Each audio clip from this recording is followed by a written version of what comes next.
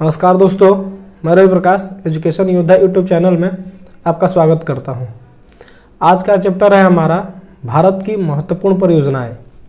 आज हम इस चैप्टर का अध्ययन करेंगे। चलिए देखिए, चैप्टर का अध्ययन करने से पहले कुछ बातें आपको बता दें। कोई भी परीक्षा हो, कोई भी चीज़ें हों, उसको हमें डट कर सामना करना पड़ेगा। एक हमारे करने से ही नहीं होगा, ये सब आप लोगों को भी करना पड़ेगा।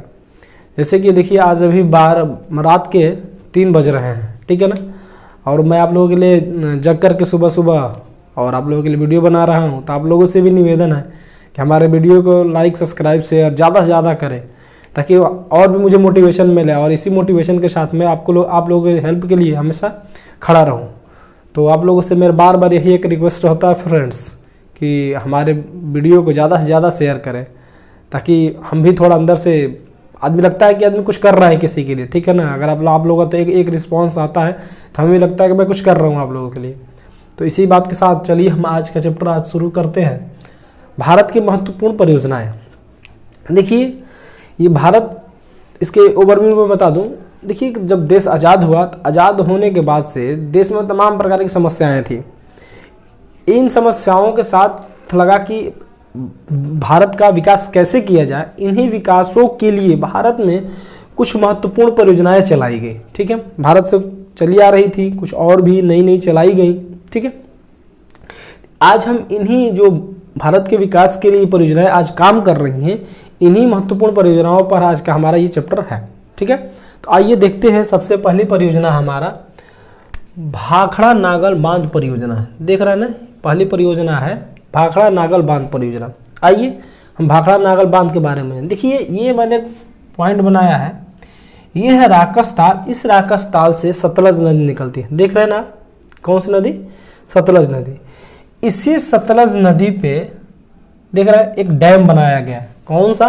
एक डैम बनाया गया, भाखड़ा नागल। ये भाखड़ा और नागल अलग अलग डैम है, इन्हीं की संयुक्त परियोजना को हम भाखड़ा नागल परियोजना कहते हैं, ठीक है। दिख रहा है, यह भाखड़ा नागल जो बांध है यह पंजाब में है। क्या देखो, ये कहाँ है? पंजाब में, ठीक है। और देखिए, जहां पर बांध बनाए जाते हैं वहां पर एक झील का निर्माण हो जाता है। किसका निर्माण हो जाता है? क्यों? इसलिए हो जाता है कि बांध जो पानी है, नदियों के पानी को रोककर ही बांधों के द्वारा जब रोका जाता है तो उस बांध के ठीक पीछे एक झील का निर्माण हो जाता है। इसी कारण यहाँ भी एक झील का निर्माण हुआ। ये आपको दिख रहा है ना, ये भाखड़ा नागल डैम है। इसी डैम के पीछे हिमाचल प्रदेश में, देखिए जो भाखड़ा नागल डैम है ये है पंजाब में। कहाँ है? पंजाब में। ठीक इसी के पीछे यहाँ पर एक गोविंद सागर झील, क्या है? गोविंद सागर झील का निर्माण हुआ है, जो कहाँ है? हिमाचल प्रदेश में। तो यही है भाखड़ा नागल बांध परियोजना, जो हिमाचल और पंजाब की संयुक्त परियोजना है। जो डैम है वो कहाँ है? पंजाब में। और जो उसके द्वारा जो उसके कारण जो निर्मित झील है वो कहाँ है? हिमाचल प्रदेश में, ठीक है। ये था हमारा भाखड़ा नागल बांध परियोजना के पूरी बात। अब देखिए, ये जो भाखड़ा नागल बांध है ना, विश्व का सबसे ऊंचा, क्या है? विश्व का सबसे ऊंचा गुरुत्वीय बांध है। कौन सा है? विश्व का सबसे ऊंचा गुरुत्वीय बांध कौन सा? भाखड़ा नागल बांध, जिसकी ऊंचाई 226 मीटर। कितनी है? जो दिख रहा है इसकी क्या? 226 मीटर इसकी ऊंचाई है। क्लियर होगी बात? यहाँ से ये 4-5 पॉइंट है भाखड़ा नागल बांध से। किस स्टेट में है, क्या है, इसको मैं बता दिया। अब आइए, दूसरा हमारा पड़ता है, देखिए दामोदर घाटी परियोजना। देखिए ये है दामोदर नदी, दिख रही है ना, ये है दामोदर नदी। क्या है? दामोदर नदी। इस दामोदर नदी का, इसी दामोदर नदी पे दामोदर घाटी परियोजना बनाएगी। अब देखिए दामोदर घाटी परियोजना क्यों बनाएगी? देखिए, इससे पहले दामोदर नदी को बंगाल का शोक कहा जाता था। क्या कहा जाता था? बंगाल का शोक। इसी नदी के कारण बंगाल में बड़े पैमाने पर बाढ़ आ जाते थे, ठीक है। तो इसी बाढ़ से निजात दिलाने के लिए दामोदर घाटी पे कुछ परियोजनाएं बनाई गई, जिसको हम क्या करते हैं, क्या कहते हैं? दामोदर घाटी परियोजना, ठीक है ना। ये बात क्लियर हो गई। ये किस लिए बनाएगी? देखिए, जो दामोदर नदी है, ये दामोदर नदी छोटा नागपुर पठार से निकल करके ये बंगाल में एक हुगली नदी है, उस हुगली नदी में अपना मुहाना बनाते हैं। क्या करती है? उसी हुगली नदी में ये अपना मुहाना बनाते हैं। क्लियर हो गई बात? ठीक है। अब इसी इसी नदी पर कम 4-5 बांध बनाए, 8 बांध बनाए। कितने बांध? 8 बांध बनाए गए। लेकिन इन 8 बांधों में से मेनली हम 3-4 बांधों को ही देखते हैं। जैसे देखिए कोनार है, कौन सा? पहला कोनार है, मैथाल है, तिलैया है। ये 3 बांध ये अक्सर पूछे जाते हैं। देखिए इन बांधों का, उन्हीं बांधों का नाम लिखा गया है जो बांध किसी न किसी एग्जाम में पूछे गए हो। ठीक है, तो ये हमारा 3 बांध है जो बंगाल के दामोदर नदी पर है। ठीक है, ये बात होगी कौन सा? दामोदर घाटी। देखिए इस दामोदर घाटी परियोजना के साथ, देखिए मैंने कहा कि ये किसके सहायक है? ये दामोदर आपके झारखंड और पश्चिम बंगाल की संयुक्त परियोजना है। कौन सी है? संयुक्त परियोजना है। अब इस दामोदर घाटी से 2-3 फैक्ट और है, इसको लिखिएगा। पहला है, देखिए दामोदर घाटी वैली कारपोरेशन क्या है? डीवीसी क्या है? यहां देखिए मैं लिख दे रहा हूं डीवीसी। देख रहे हैं ना, डीवीसी यानी दामोदर वैली कारपोरेशन। क्या इसका नाम है? Damodar valley corporation. इस डीवीसी के अंतर्गत ही यहाँ पर 8 बांधों का निर्माण किया गया है जिसको हम बोलते हैं दामोदर वैली कारपोरेशन। और देखिए जो दामोदर वैली कारपोरेशन है ना, ये अमेरिका कहाँ से लिया गया है? ये अमेरिका से लिया गया। जो अमेरिका में एक टेनेसी नदी है, टेनेसी नदी की घाटी में ही इसी तरह की परियोजना बनाई गई है। या उसी का एक प्रारूप हमारे आपके दामोदर घाटी परियोजना में मिलता है जिसका हम क्या बोलते हैं? डीवीसी बोलते हैं। क्या बोलते हैं? डीवीसी बोलते हैं। तो ये हमारा था कौन सा? आपका दामोदर घाटी परियोजना। अब देखिए दूसरी परियोजना कोसी नदी परियोजना। देखिए ये है कोसी नदी, देख रहे हैं ना, कौन सी है? कोसी नदी। इस कोसी नदी यह तिब्बत से निकलकर बिहार में गंगा नदी में भागलपुर में, बिहार का एक जिला है भागलपुर, वहीं यह नदी गंगा में मिलती है। कहाँ मिलती है? गंगा में मिलती है। अब देखिए यह कोसी नदी को बिहार का शोक कहा जाता है। अभी हम यहाँ देख रहे हैं, जहाँ दामोदर नदी को बंगाल का शोक कहा जाता था, वहीं यहाँ कोसी नदी को बिहार का शोक। क्यों? क्योंकि इस कोसी नदी के कारण से बिहार में बहुत अन्य क्षेत्रों में बाढ़ की समस्याएं उत्पन्न होती है। इन बाढ़ के समस्याओं से निपटने के लिए इस पर एक बांध बनाया गया। कौन सा बांध बनाया गया? हनुमान सागर बैराज। कौन सा बांध बनाया? हनुमान सागर बैराज। ठीक है, तो यही हमारा क्या है? कोसी नदी परियोजना। ठीक है, अब आइए हम करते हैं कोसी नदी परियोजना। अब देखिए रिहंद बांध परियोजना। कौन सा बांध परियोजना? देखिए रिहंद बांध परियोजना आपको दिख रहा होगा। ये है, देखिए मैं बता रहा हूं आपको, ये है यमुना गंगा नदी। ये देखिए अमरकंटक पहाड़ी है। क्या है? अमरकंटक पहाड़ी से सोन नदी निकल करके बिहार में गंगा नदी में अपना मुहाना बनाती है सोन नदी। अब इसी सोन नदी और देखिए हमें इन सोन नदी और दामोदर नदी, सोन नदी से एक नदी निकलती है रिहंद नदी। कौन सी नदी? रिहंद नदी, जो जाकर दामोदर नदी मिलती है। इसी रिहंद नदी पर हमें क्या मिला गया? रिहंद बांध परियोजना बनाया। कौन सा बांध? रिहंद बांध परियोजना बनाया गया। यह रिहंद बांध परियोजना यूपी और एमपी की क्या है? यूपी और एमपी की सबसे क्या है? संयुक्त परियोजना है। ठीक है, अब इसी बांध के बनाने के कारण से, इस बांध के बनाने के कारण से यहाँ एक झील का निर्माण हो गया। किसका निर्माण हो गया है? झील का निर्माण हो गया है, जिसका नाम है गोविंद पल्लव पंत सागर झील है, जो यूपी और एमपी के बॉर्डर पर स्थित है। और ये सबसे बड़ी कृत्रिम झील है। क्या है? जो गोविंद बल्लभ पंत सागर झील है, यह यूपी और एमपी का बॉर्डर पर स्थित जो सबसे बड़ी क्या कृत्रिम झील है। क्लियर बात? ये हमारी होगी कौन सी परियोजना? रिहंद बांध परियोजना। ठीक है ना। अब देखिए हम चंबल नदी परियोजना पढ़ेंगे। क्या पढ़ेंगे? चंबल नदी परियोजना। देखिए ये है चंबल नदी, आपको दिख रहा है। ये चंबल नदी कहाँ से निकलती है? मालवा पठार से। कहाँ से निकलती है? चंबल नदी मालवा पठार से निकलती है। ठीक है, और इस चंबल नदी मालवा पठार से निकल करके यमुना नदी में कहाँ मिलती है? यह यमुना नदी में इटावा में मिलती है। कहाँ मिलती है? एकदम एक एक पॉइंट लिखित रहिए। ये जो मालवा पठार से निकल करके यमुना में इटावा में मिलती है। ठीक है, इसी चंबल नदी पे 3 परियोजनाएं हैं। कितनी परियोजनाएं हैं? 3 परियोजनाएं हैं। कौन कौन से? जवाहर सागर परियोजना, राणा प्रताप सागर परियोजना और गांधी सागर परियोजना। ठीक है, क्या है? 3 परियोजना, जवाहर सागर परियोजना, राणा प्रताप सागर परियोजना, गांधी सागर परियोजना। लेकिन जो जवाहर सागर और राणा प्रताप सागर परियोजना है, यह राजस्थान में पड़ता है। कहाँ पड़ता है? राजस्थान में पड़ता है। लेकिन जो ये हमारा गांधी सागर परियोजना है, यह गांधी सागर परियोजना आपको एमपी में पड़ता है। कहाँ पड़ता है? एमपी में। बस इनका नाम ध्यान रखना है। ठीक है, बात ध्यान में आ गई। अब देखिए हम बता रहे थे कि इन्हीं इन्हीं जो परियोजना बांध हैं, इन्हीं बांध के पीछे झीलों का निर्माण हो पड़ा है। क्या है? झीलों का निर्माण हुआ है। तो इन झीलों को भी इन्हीं नाम से जानता है, जवाहर सागर झील, राणा प्रताप सागर झील, गांधी सागर झील। तीनों के पीछे 3 झीलों का भी निर्माण हुआ है, तीनों बांधों के पीछे, और इनके पीछे जो नाम है तो इन्हीं नामों को ही पड़ा है। जवाहर सागर परियोजना का नाम है जवाहर सागर झील, फिर राणा प्रताप सागर परियोजना पर राणा प्रताप सागर झील, अब उसके बाद से गांधी सागर पर गांधी सागर झील। ठीक है, ये बात क्लियर होगी आपकी। आइए अब देखिए हीराकुंड परियोजना, हम देखेंगे हीराकुंड परियोजना। यह हीराकुंड परियोजना किस नदी, कहां पर है? यह उड़ीसा में है और महानदी नदी पर। किस नदी पर?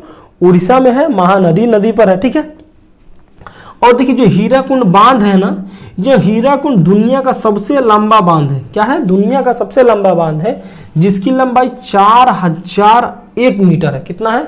सॉरी 4801 मीटर है। कितना है? 4801 मीटर, जो दुनिया का सबसे लंबा बांध परियोजना है। ये क्या है? हीराकुंड बांध परियोजना। किस स्टेट में है? तो उड़ीसा में है। किस नदी पर है? तो महानदी नदी पर है। यह दुनिया का सबसे लंबा बांध परियोजना है। क्लियर हो गई बात? यह था हमारा हीराकुंड बांध परियोजना। देखिए यहां से एक बात और पूछा जाता है, ये जो महानदी है ना, इस परियोजना के बनने से पहले, यानी हीराकुंड बांध परियोजना बनने से पहले महानदी को उड़ीसा का शोक कहा जाता था।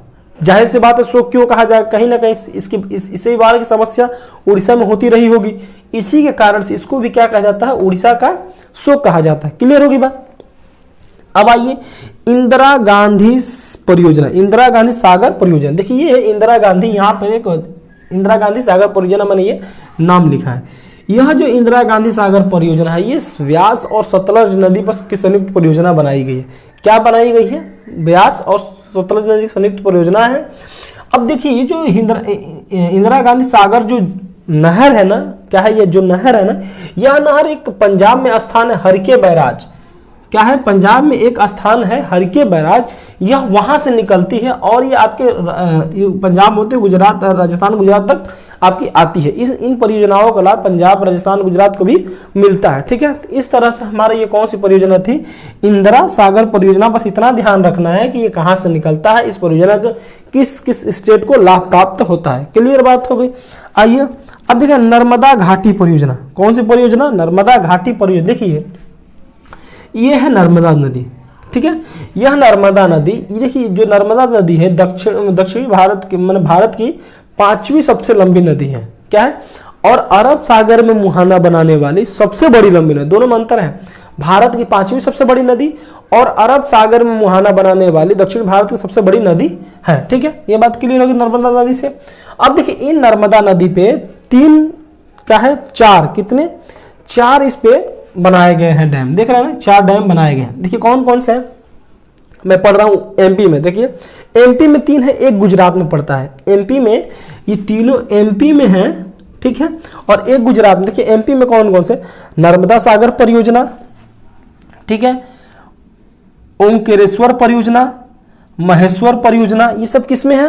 नर्मदा सागर, ओंकारेश्वर परियोजना, महेश्वर परियोजना, ये तीनों एमपी में। एक परियोजना होता है सरदार सरोवर परियोजना। कौन सा? सरदार सरोवर परियोजना, जो ये बार बार सरदार सरोवर परियोजना जो बार बार एग्जामों में पूछो, मोस्ट इंपॉर्टेंट है ये जो सरदार सरोवर परियोजना कहाँ है? गुजरात में है। कहाँ है? गुजरात में। अब देखिए इन परियोजनाओं का ध्यान से देखिए, इन परियोजनाओं का सबसे ज्यादा लाभ किसको मिलता है? एमपी को। 86% प्रॉफिट होता है इसके। कितने? 86%। अब देखिए इस परियोजना के इसमें गुजरात को 12% और महाराष्ट्र को 2%। ठीक है ना, इस तरह से इनका डिवाइड भी मैंने एक डाटा भी आपको शेयर कर दिया। अब आइए 5वीं परियोजना है आपकी केन बेतवा लिंक परियोजना। क्या है? केन बेतवा लिंक परियोजना। देखिए ये बेतवा नदी है, ये केन नदी है। देख रहे हैं ना, ये आपके कौन सी नदी थी आपकी? यहाँ देखिए, दिख रहा है ना, चंबल नदी। चंबल नदी और बेतवा नदी को केन नदी मिलाती है। कौन नदी? चंबल नदी और बेतवा नदी को केन नदी मिलाती है। इसी केन नदी पर क्या बना? डैम बनाए गए हैं। क्या बनाया गया, जिसको बेतवा केन लिंक परियोजना बोला जाता है। क्या है, माने ये लिंक किया गया है, दो नदियों को आपस में लिंक करके इस परियोजना का निर्माण किया गया। इस परियोजना का मुख्य उद्देश्य है जो बुंदेलखंड का पठारीय क्षेत्र है, जहां बारिश कम होती है, जहां सिंचाई की सबसे ज्यादा समस्या है, उस सिंचाई से निपटने के लिए ये बेतवा लिंक परियोजना का निर्माण किया है, जिससे बुंदेलखंड के मैक्सिमम भागों की सिंचाई की जा सके। ठीक है, तो यह कुछ हमारे पास इंपॉर्टेंट बांध परियोजनाएं थी, जिस तरह से हमने आपको पूरा बता दिया। देखिए अभी एक छूट रहा था, इसमें एक छूट रहा यहाँ टिहरी बांध परियोजना। देखिए सबसे इंपॉर्टेंट तो छूट ही रहा था, तो आइए हम टिहरी बांध परियोजना के बारे में पढ़ते। देखिए जो टिहरी बांध परियोजना है ना, ये कहाँ है, भागीरथी प्लस भिलंगना नदी के ऊपर है। कहाँ है, भागीरथी और भिलंगना की संयुक्त परियोजना है। ठीक है, इसी पर टिहरी बांध परियोजना बनाया गया है। देखिए जो टिहरी बांध परियोजना है ना, इस टिहरी बांध परियोजना भूकंप 5 के अंतर्गत आता है। जो भूकंप क्या होता है, भूकंप 5 जो होता है, जो भूकंप 5 जोन होता है, बहुत ही संवेदनशील होता है। इसीलिए इस परियोजना का बार बार क्या होता है, विरोध होता है। क्या होता है, विरोध, क्योंकि ये इस जगह पर कभी भूकंप आ सकता है और बहुत ज्यादा विनाश हो सकता है। आइए थोड़ा भूकंप की बात आई तो भूकंप की थोड़ा हम चर्चा कर लें।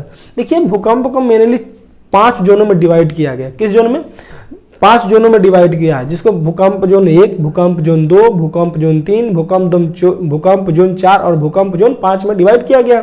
जो सबसे संवेदनशील होता है वो भूकंप जोन 5 होता है, उसी के अंतर्गत ये हमारा टिहरी बांध परियोजना आती है। ठीक है, जो भूकंप जोन 1 होता है बहुत ही नेग्लेजिबल होता है, बहुत ही नगण्य होता है, इसीलिए इसकी मान्यता अब खत्म कर दी गई है। ये पॉइंट हो गई इससे। और ये देखिए भूकंप जोन 5 के अंतर्गत, भूकंप जोन 5 के अंतर्गत भारत में 3 क्षेत्र आते हैं। पहला कौन कौन सा, पूरा हिमालय, हमारा जो हिमालय है ना, ये पूरा हिमालय आता है भूकंप जोन 5। बार बार क्वेश्चन पूछता है कि हिमालय भूकंप के किस जोन के अंतर्गत आता है। हिमालय जो है भूकंप जोन के 5 के अंतर्गत आता है। पहले हो गई। और आपका पूर्वोत्तर, जो दिख रहा है पूर्वोत्तर का हिस्सा है, यह पूर्वोत्तर का हिस्सा भी भूकंप जोन 5 के अंतर्गत ही आता है। और गुजरात का जो कक्ष है ना, ये भूकंप जोन 5 के अंतर्गत आता है। इस तरह भारत के जो 3 क्षेत्र हैं भूकंप जोन 5 के अंतर्गत आते हैं। ठीक है, तो इस तरह से जो मोटा मोटी आज फैक्ट था, तो सारे फैक्ट एक एक बातें मैंने क्लियर कर दिया। ठीक है, तो इस तरह हमारा आज का चैप्टर कंप्लीट हुआ। और हर बार मैं जो आग्रह करता हूं, इस बार भी यही आग्रह करूंगा कि आप हमारे वीडियो को ज़्यादा से ज़्यादा शेयर, लाइक, सब्सक्राइब, कमेंट जितना ही आप करेंगे। तो आज मैं 3 बजे उठ रहा हूँ, तो कल निश्चित मानिए अगर जरूरत पड़ी तो 1 बजे भी उठूंगा। अगर जरूरत पड़ी ना सोने को तो रात भर नहीं सोऊंगा, लेकिन आप लोगों की ये वीडियो कंटिन्यू हमेशा मिलती रहेगी। ठीक है ना। और आज भी देखिए तो सिलसिला चल रहा है, कारवा चल रहा है, आपका काम चल रहा है इस पे, इंडियन ज्योग्राफी पे। कल आप आने वाले में हम दिनों में चर्चा करेंगे वर्ल्ड ज्योग्राफी पे, आने वाले दिनों में यूपी के ज्योग्राफी पे चर्चा करेंगे, यूपी स्पेशल पे चर्चा करेंगे, आने वाले दिनों में ईवीएस पे चर्चा करेंगे। तो इस तरह की जो मोटा मोटी हमारे चैप्टर्स आते रहेंगे, आपको हमेशा मिलते रहेंगे। आप लोगों से फिर एक बार हाथ जोड़ कर निवेदन है कि हमारे चैनल को सब्सक्राइब, लाइक, शेयर, कमेंट जरूर करें। धन्यवाद, बहुत बहुत धन्यवाद।